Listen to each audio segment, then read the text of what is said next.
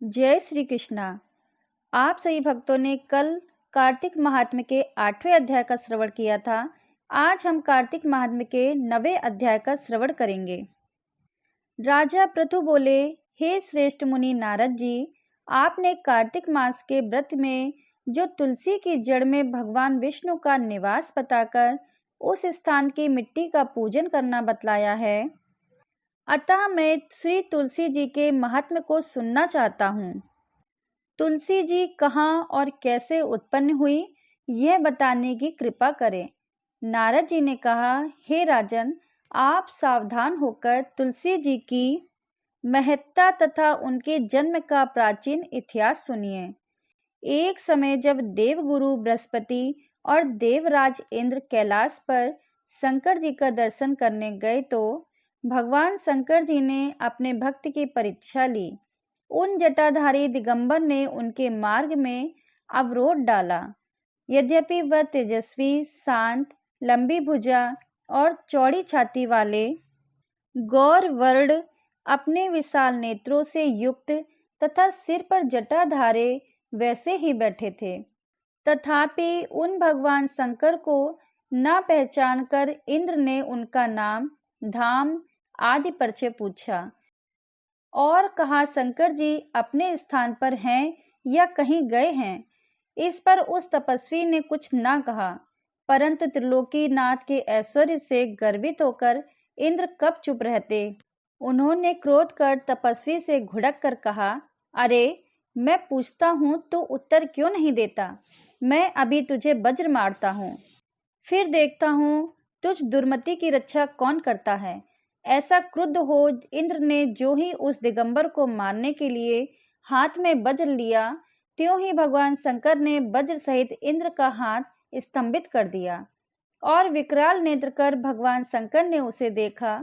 त्यों ही ऐसा विदित हुआ मानो वह दिगंबर प्रज्वलित हो उठा है और तेज से जला देगा। भुजाएं स्तंभित होने से इंद्र के क्रोध और दुख का अंत न रहा, परंतु जो ही बृहस्पति जी ने उस पुरुष को प्रज्वलित देखा, त्यों ही अपनी बुद्धि से उसके शंकर भगवान जानकर प्रणाम किया और दंडवत कर बहुत सी स्तुति भी की। फिर इंद्र ने भी भगवान शंकर से कहा, हे दीनानाथ, हे महादेव, अपना क्रोध रोक कर मुझ इंद्र के अपराध को क्षमा कीजिए। बृहस्पति जी के ये वचन सुनकर महेश्वर गंभीर वाणी से बोले, मैं अपने नेत्रों से निकाले हुए क्रोध को कैसे रोकूं। तब बृहस्पति जी ने कहा, भगवान, भक्तों पर दया करनी चाहिए। आप अपना भक्त वत्सल नाम सार्थक कीजिए। आप अपने इस तेज को कहीं और स्थापित कर इंद्र का उद्धार कीजिए। तब भगवान शंकर ने गुरु बृहस्पति जी से कहा, मैं तुम्हारी स्तुति से प्रसन्न हूँ। जो तुमने इंद्र को जीवन दान दिलवाया है, मैं विश्वास करता हूँ कि मेरे नेत्रों की अग्नि अब इस इंद्र को पीड़ित नहीं करेगी। बृहस्पति जी से ऐसा कहकर भगवान शंकर ने अपने माथे से निकले हुए अग्निमय तेज को अपने हाथ में लेकर क्षीर सागर में डाल दिया। फिर लीलाधारी भगवान अंतर ध्यान हो गए। इस प्रकार जिनको जानने की इच्छा थी, उसे जानकर इंद्र और बृहस्पति अपने स्थान को चले गए। 9वां अध्याय पूर्ण हुआ। अब सुनते हैं कार्तिक मास में सुनी जाने वाली राम लक्ष्मण जी की कहानी। भगवान श्री राम, लक्ष्मण और सीता जी पिता दशरथ जी की आज्ञा से वनवास जाने लगे। रास्ते में सभी तीर्थ, गंगा, यमुना, गोमती नदियों में पितृ तर्पण कर वन में कंदमूल, फल फूल खाते हुए वन में अपना समय व्यतीत करने लगे। कार्तिक का महीना आया। लक्ष्मण जी ने राम जी की आज्ञा से फल फूल लाकर माँ सीता जी को दिए। तब माँ सीता जी ने 4 पत्तल परोसी। तब लक्ष्मण जी ने पूछा, भाभी, हम 3 लोग हैं, फिर आपने 4 पत्तल क्यों परोसी है। तब माता सीता बोली कि 1 पत्तल गौ माता की है। राम जी, लक्ष्मण जी गौ माता को पत्तल परोसती। तब राम जी ने पूछा, सीता जी, आपने खाना शुरू क्यों नहीं किया। तब सीता माँ बोली, मेरे तो राम कथा सुनने का नियम है। राम कथा सुनने के बाद ही मैं फल ग्रहण करूंगी। तब राम जी बोले, मुझे कथा सुना दो। लक्ष्मण जी बोले, मुझे सुना दो। तब माँ सीता बोली, औरत की बात औरत सुने, आप मेरे पति हो और आप मेरे देवर हो, आपको कैसे सुनाऊं। तब लक्ष्मण जी ने सोचा, इस जंगल में कौन औरत मिलेगी। तब लक्ष्मण जी ने अपनी माया से एक नगरी का निर्माण किया। वह नगरी सब सुख सुविधाओं से युक्त थी। उस नगरी में सब चीजें सोने की थी, इसलिए नगरी का नाम सोन नगरी रखा। सभी नगर निवासियों को घमंड हो गया, उस नगरी में कोई गरीब नहीं था। जब सीता जी कुएं पर पानी लेने गईं और पनिहारनों से राम राम किया तो कोई नहीं बोली। थोड़ी देर में एक छोटी सी कन्या आई। सीता जी उससे राम राम बोली और कहा कि बाई, राम कथा सुनेगी क्या। तब वह बोली, मेरे तो घर पर काम है। सीता जी ने कहा, मेरे पति राम और देवर लक्ष्मण भूखे हैं। तब लड़की बोली, मेरी माँ इंतजार कर रही है। वह लड़की वहां से जाने लगी। तब माँ सीता के क्रोध से सारी नगरी साधारण सी हो गई। जब लड़की घर गई तो माँ बोली, बाई ये क्या हुआ। तब लड़की बोली, मुझे पता नहीं, वहां पर एक साध्वी बैठी थी, मुझे रामकथा सुनने के लिए बोली, पर मैंने कथा नहीं सुनी। यदि उसने कुछ किया हो तो पता नहीं। तब लड़की की माँ ने उसको वापस जाकर कथा सुनने के लिए कहा। लड़की ने वापस जाकर कथा सुनने से मना कर दिया। तब उसकी बहू बोली, आपकी आज्ञा हो तो मैं कहानी सुनकर आती हूँ। जब वह कुएं पर गई तो पानी भरे और खाली करे। तब सीता जी ने कहा, आपके घर पर कुछ काम नहीं है क्या। तब वह बोली, माता जी मैं तो सारा काम करके आई हूँ। तब माँ सीता बोली, तू मुझे माँ कहकर बुलाई है, यदि तुझे समय हो तो मेरी राम कहानी सुन लेगी। तब वह बोली, माता जी कहानी सुनाओ, मैं प्रेम से सुनूंगी। इसके पश्चात सीता जी ने राम कहानी सुनाना प्रारंभ कर दिया।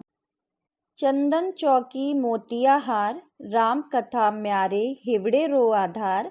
राम कथा सुनाऊं, राम ने मनाऊं, राम कहे तो प्रदेश में जाऊं। सीता जी ने कहा, हे बाई, तूने मेरी मृत्यु लोक में मदद करी, भगवान तेरी स्वर्ग लोक में रक्षा करेंगे। सीता जी ने राम कथा सुनाई। बाई ने कथा सुनी।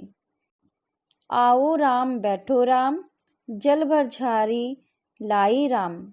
केलारी दातून लाई राम, ठंडा जल भर लाई राम।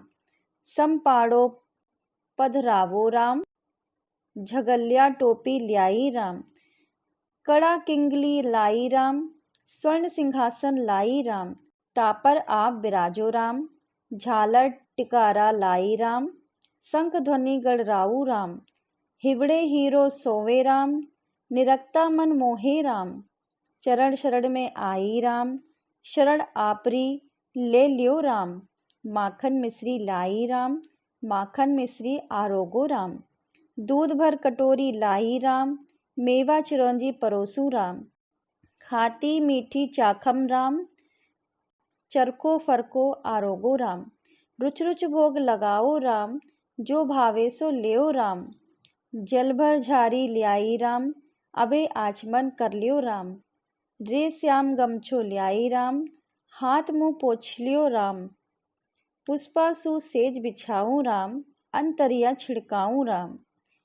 हिंगलू डोलिया दलाऊ राम, सीता जी चरण दबावे राम। सुख भर सेज पोढ़ो राम, हाजर पंखा ढोलू राम। थामे रात महामे राम, रोम रोम में राम ही राम। घटघट माय विराजो राम, मुख में तुलसी बोलो राम। खाली मिजाज काई काम, जब बोलो जय श्री राम। जब बोलो जब राम ही राम, बोलो पंछी राम राम। पूर्ण होवे मंगल काम। राम कथा पूर्ण हुई तो सीता जी ने कहा, हे बाई, तूने मेरी राम कथा सुनी, मेरी सहायता की। राम जी लक्ष्मण जी को जिमाया, भगवान तेरी भी रक्षा करेंगे, तुझे स्वर्ग का सुख मिलेगा। सीता माता ने उपहार स्वरूप अपने गले का हार दे दिया। जब वह घर गई तो उसका मटका सोने का हो गया। सासू जी ने कहा, ये सब तू कहाँ से लाई। तब वह बोली, मैं माँ सीता जी से राम कथा सुनकर आई, इसी का ये फल है। बहू को राम कथा सुनते बहुत दिन हो गए थे। तब उसने माँ सीता जी से पूछा कि इसकी उद्यापन विधि क्या है। तब सीता जी ने कहा, 7 लड्डू लाना, 1 नारियल लाना, उसके 7 भाग करना, एक मंदिर में चढ़ाना जिससे मंदिर बनवाने जितना फल होता है। एक भाग सरोवर के किनारे गाड़ देना जिससे सरोवर खुदवाने जितना फल मिलता है। एक भाग भगवत गीता पर चढ़ाना जिससे भगवत गीता पाठ करने का फल मिलता है। एक भाग तुलसी माता पर चढ़ाना जिससे तुलसी विवाह जितना फल मिलता है। एक भाग कुंवारी कन्या को देना जिससे कन्या विवाह का जितना फल मिलता है। एक भाग सूरज भगवान को चढ़ाना जिससे 33 कोटि देवी देवताओं को भोग लगाने जितना फल मिलता है। अब उसने विधि पूर्वक उद्यापन कर दिया। माता सीता के पास आई, माता से बोली, हे माता, मैंने तो विधि पूर्वक उद्यापन कर दिया है। तो माता सीता बोली कि अब 7 दिन बाद बैकुंठ से विमान आएगा। 7 दिन पूरे होने के बाद बैकुंठ से विमान आया तो बहू ने कहा, सासू जी, स्वर्ग से विमान आया है। तब सासू जी ने कहा, बहू, तेरे ससुर जी को भी व मेरे को भी ले चल। तेरे माता पिता को ले चल, सारे कुटुंब परिवार को ले चल, अड़ोसी पड़ोसियों को ले चल। बहू ने सबको बिठा लिया, पर विमान फिर भी खाली था। थोड़ी देर में उसकी ननद आई और देखते देखते विमान भर गया। तब बहू ने कहा, माँ सीता, नंद बाईसा को भी बिठा लो। पर माँ सीता ने कहा, इसने कभी कोई धर्म पुण्य नहीं किया। तब बहू ने कहा, बाईसा, आप पहले कार्तिक मास में राम लक्ष्मण की कथा सुनना, उसके बाद आपके लिए बैकुंठ से विमान आएगा। गांव के सारे लोग एकत्र हो गए और पूछने लगे कि बाई, तूने ऐसा कौन सा धर्म पुण्य किया? गीता भगवत के पाठ किए, हमें भी बताओ। तब बाई ने कहा कि मैंने तो माता सीता से प्रतिदिन राम कथा सुनी और नियम से उद्यापन किया। तब समस्त ग्रामीण राम कथा सुनने की जिद करने लगे। तब बाई राम कथा कहने लगी और सब नर नारी सुनने लगे। राम कथा संपूर्ण होती समस्त नगरी सोने की हो गई। बाई ने कहा कि जो कोई राम कथा सुनेगा उसको मेरे समान ही फल मिलेगा। सब राम लक्ष्मण जी की जय जयकार करने लगे और विमान स्वर्ग में चला गया। 7 स्वर्ग के दरवाजे खुल गए। पहले द्वार पर नाग देवता, समस्त देवी देवता पुष्प वर्षा करने लगे। देवताओं ने पूछा कि तूने क्या पुण्य किया? तब उसने कहा, मैंने तो राम लक्ष्मण जानकी की कहानी सुनी। तो समस्त देवताओं ने कहा कि तू वर मांग। तब उसने कहा, मेरे तो सब सिद्धियां हैं, मुझे ये वर दो कि जो भी श्रद्धा भक्ति से राम कथा लक्ष्मण जानकी जी की कथा सुनेगा उसको मेरे ही समान फल मिलेगा। सभी देवताओं ने पुष्प वर्षा करते हुए तथास्तु कहा। चारों ओर राम राम की जयकार होने लगी। बोलो भगवान रामचंद्र की जय हो। आशा करती हूँ कि आप सभी भक्तों को ये राम कथा पसंद आई होगी। यदि आपको कथा पसंद आई हो तो प्लीज़ हमारे चैनल को लाइक करिए, सब्सक्राइब करिए और शेयर करिए। धन्यवाद भक्तों।